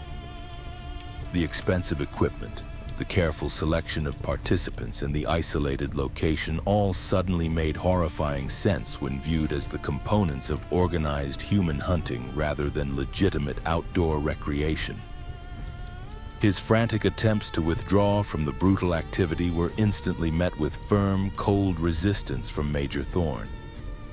Thorne explained with cruel clarity that participants who discovered the true, terrifying nature of the lodge's activities were absolutely not permitted to leave until the hunting event was completed.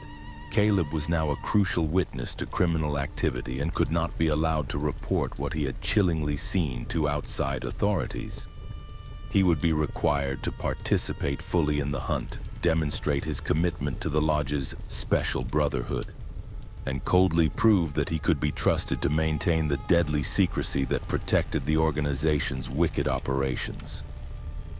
The desperate hunt continued throughout the long day as Caleb and Major Thorne tracked their human prey through increasingly rugged, unforgiving terrain. Their quarry was a young, terrified woman who had been surviving in the wilderness for several days, likely after being released with minimal equipment, and chillingly told that she would be hunted by armed men who considered her elimination a recreational sport.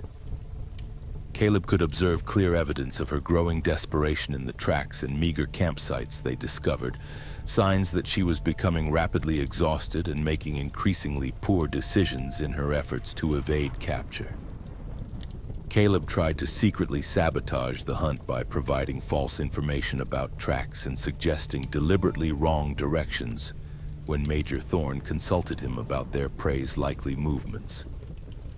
But Thorne was too experienced to be deceived by Caleb's desperate deception.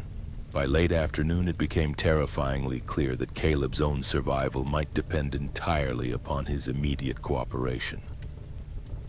Thorne delivered subtle, yet unmistakable threats about what inevitably happened to lodge participants who proved unreliable or who threatened the organization's deadly security.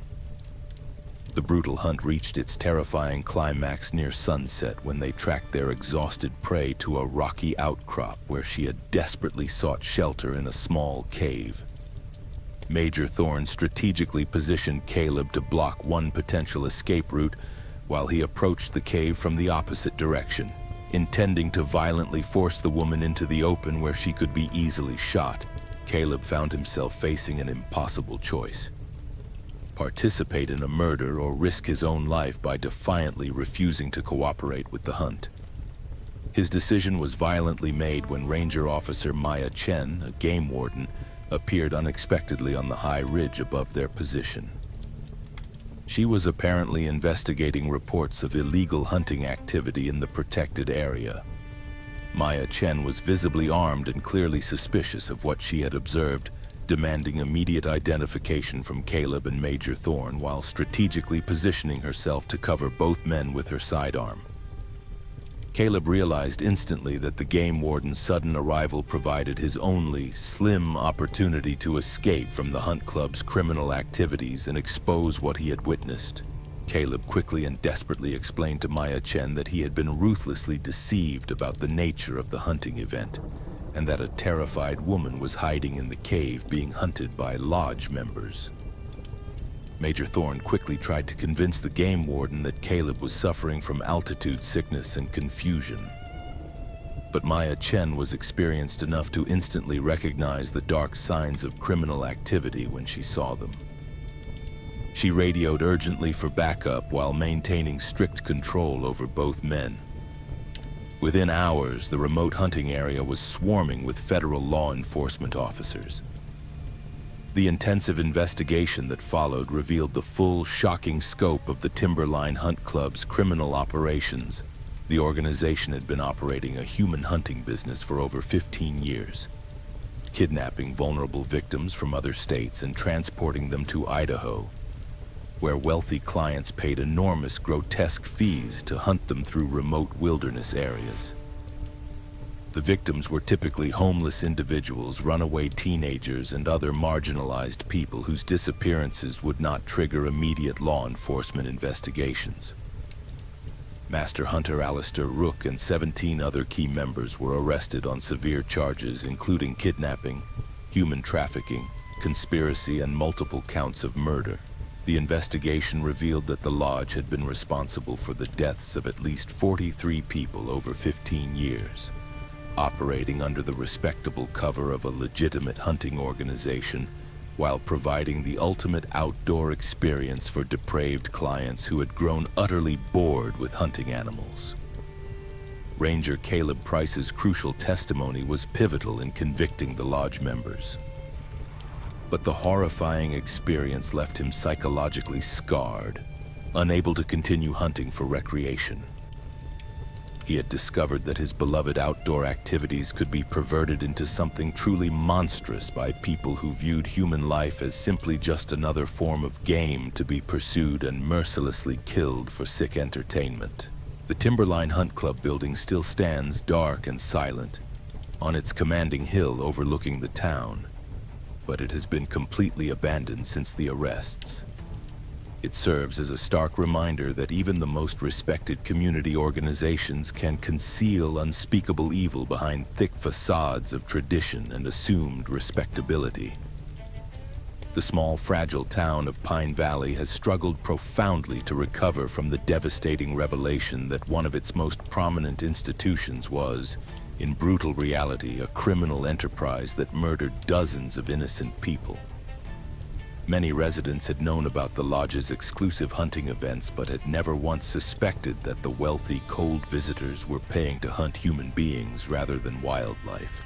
The economic impact of losing the lodge's business has been devastating for local merchants and service providers who had desperately depended on the income generated by the organization's wicked activities. Game Warden Maya Chen received high commendations for her pivotal role in exposing the lodge's atrocities. But she too was forever affected by the discovery that a trusted community institution had been operating a systematic murder business. Her thorough investigation revealed that several local officials had been secretly aware of suspicious activities at the lodge, but had callously chosen to ignore them due to the substantial economic benefits the organization brought to the struggling community. The widespread corruption and willful blindness that had enabled the lodge's dark operations for so many years brutally demonstrated how easily small communities could become complicit in unspeakable crimes when those crimes were committed by wealthy and highly respected organizations. Story 7. Elias Vance had always been intensely fascinated by the discipline of genealogy. spending his weekends meticulously tracing complex family trees and documenting the silent stories of ancestors who had lived and died long before his birth. When he inherited his grandmother's cherished collection of family documents and faded photographs, he decided to research the Vance family history in depth, desperately hoping to create a comprehensive record that future generations could treasure. His deep investigation led him to Shadowbrook, North Carolina, a small isolated town of 25 residents where his great-great-grandfather had settled in the S after immigrating from Cold. The Shadowbrook Lineage Society operated out of a restored Victorian mansion that functioned as both a museum and a meticulous research center for anyone interested in the town's silent history. The society had been formally established by prominent local families who wished to preserve documents, artifacts, and stories that chronicled the community's development from a frontier logging camp into a stable agricultural town. Matriarch Eleanor Thorne, the society's current distinguished director, was a woman in her 70s whose own family had been among Shadowbrook's original settlers. Elias was welcomed warmly when he contacted the society about researching his family history. Eleanor Thorne personally guided him through their extensive, highly detailed archives, which included birth and death records, property deeds, business ledgers, and thousands of photographs that chronicled life in Shadowbrook from its very earliest days. The society meticulously maintained detailed genealogical records for the majority of the families who had lived in the area, creating a comprehensive database that researchers could use to trace connections between different branches of their family trees. The Vance family records were particularly extensive, painstakingly obvious, intense dedication to preserving local history. Eleanor Thorne seemed to know intimate, unnerving details about every family that had ever lived in Shadowbrook. Her stories brought the dry facts in the archives to life with compelling anecdotes about personalities, relationships, and events that had rigidly shaped the community's specific character. She strongly encouraged Elias to spend as much time as needed going through the delicate records, offering to help him comprehend the context behind the documents he was discovering. During his long research, Elias began to notice unsettling patterns in the society's records that seemed highly unusual for a typical small town. Certain families appeared to have extraordinarily detailed documentation, with records that tracked not just basic vital statistics, but also personality traits, talents, health conditions, and other characteristics that seemed to go far beyond normal genealogical research. Some files included photographs and notes that documented multiple generations of the same families, creating profiles that disturbingly resembled breeding records more than standard family histories. Even more unusual was the society's practice of maintaining what they referred to as connection maps that traced the intricate relationships between different families going back several brooks. The maps showed connections to dozens of other families in the area, creating a frightening web of relationships that seemed to encompass virtually everyone who had ever lived in the town. Some of the disturbing notations included references to characteristics and abilities that had been passed down through different family lines, as if the society was actively tracking genetic traits across multiple generations. When Elias cautiously asked Eleanor Thorne about these unusual records, she explained that the society took a comprehensive approach to documenting local history. Understanding the intimate connections between families was essential for preserving the full story of how the community had developed, and tracking characteristics across generations helped explain why certain families had been particularly successful or influential in the town's affairs. The society's mission, she insisted, was to ensure that future researchers would have access to complete, thorough information about their ancestors and their specific place in the community's history. Elias initially found this explanation plausible until he began to notice explicit references in the society's records to families who had apparently been encouraged or outright required to form marriages based on direct recommendations from community leaders. The records contained formal records showed that non-compliant families had often sold their land at significantly below market prices to society board members or their powerful allies, strongly suggesting that economic coercion had been ruthlessly used to enforce compliance with the community's dark breeding program. Elias realized with a sickening lurch that the Shadowbrook Lineage Society was not simply preserving local history. It had been operating a systematic program to rigorously control which families remained in the community and exactly who they were allowed to marry. The Society's extensive genealogical records were, in horrifying truth, breeding charts deliberately designed to maintain genetic lines that the organization's leadership considered desirable while actively eliminating families whose characteristics were deemed problematic or inferior.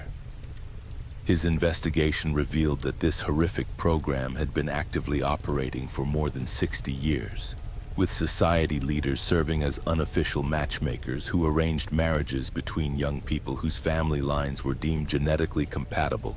Children who refused to marry according to the society's grim recommendations were often completely ostracized from the community, denied employment opportunities, and ruthlessly pressured to relocate to areas where their genetic heritage would not to future generations. The Society's dark activities extended far beyond controlling marriages to include monitoring the health and development of all children born in the community. The organization maintained detailed records of every child's physical and mental characteristics, identifying those who showed signs of undesirable traits that needed to be addressed before they reached reproductive age. Children who were deemed genetically inferior were often removed from their families through fabricated reports to social services, then placed in institutions where they could not reproduce. Elias's research revealed that his own family had been willing participants in this breeding program for generations. Advanced marriages were carefully arranged to enhance desired genetic traits while avoiding combinations that might produce unwanted characteristics. His grandparents, his parents, and even his own birth had been planned and approved by society leaders who had analyzed the genetic heritage of both family lines to ensure that the union would produce offspring with the desired physical and mental attributes. The devastating realization that his entire family history had been meticulously manipulated by a secret breeding program was traumatic enough. But Elias's investigation revealed an even more disturbing. Young people who had been bred strictly according to the Society's specifications were systematically removed from Shadowbrook through fake opportunities, arranged marriages to outsiders, or outright kidnapping, then delivered to buyers who had paid enormous sums for access to genetically engineered human beings. Elias discovered records showing that dozens of Shadowbrook residents had been sold over the decades, their sudden disappearances falsely explained away as voluntary relocations or educational opportunities that had taken them to other parts of the country. In brutal reality, these individuals had been delivered to wealthy operating under the vile cover of historical preservation and genealogical research. When Elias attempted to expose the Society's dark activities, he discovered that Town Registrar Celia Thorne was in fact Eleanor Thorne's daughter and a key participant in the breeding program's administrative operations. Celia had been responsible for maintaining the official records that concealed the Society's criminal activities, expertly creating false documentation that supported the cover stories used to explain disappearances and forced relocations. Elias's investigation was violently interrupted when he was approached by Society security personnel who had. He managed to copy the most damning records and flee the silent town under cover of absolute darkness, eventually reaching federal law enforcement agencies that were already investigating reports of missing persons and human trafficking activities in rural North Carolina. The intensive FBI investigation that followed revealed that the Shadowbrook Lineage Society had been operating one of the most sophisticated human breeding and trafficking networks ever discovered in the United States. Matriarch Eleanor Thorne, Celia Thorne, and 19 other society members were arrested on severe charges including human trafficking, kidnapping, conspiracy, and murder. The investigation revealed that the organization had been responsible for the disappearance of more than people over 50 years, utilizing their genealogical research activities as a calculating cover for the systematic breeding and sale of human beings. Elias Vance never returned to Shadowbrook after testifying at the trials that eventually convicted the society leadership. His genealogical research had revealed that his family's entire history had been fabricated and manipulated by cold criminals who had utilized genetic engineering to create human beings for sale to the highest bidders. The agonizing discovery that even his own existence had been planned and controlled by traffickers left him profoundly questioning everything he had ever believed about his identity and heritage. The town of Shadowbrook continues to exist, cold and silent, but most of the original families have dispersed to other areas where their genetic heritage is not a matter of public record. The Lineage Society building now stands empty, its archives brutally seized as evidence in ongoing investigations into the network of human trafficking operations that had utilized small American towns as specialized breeding facilities for more than half a century.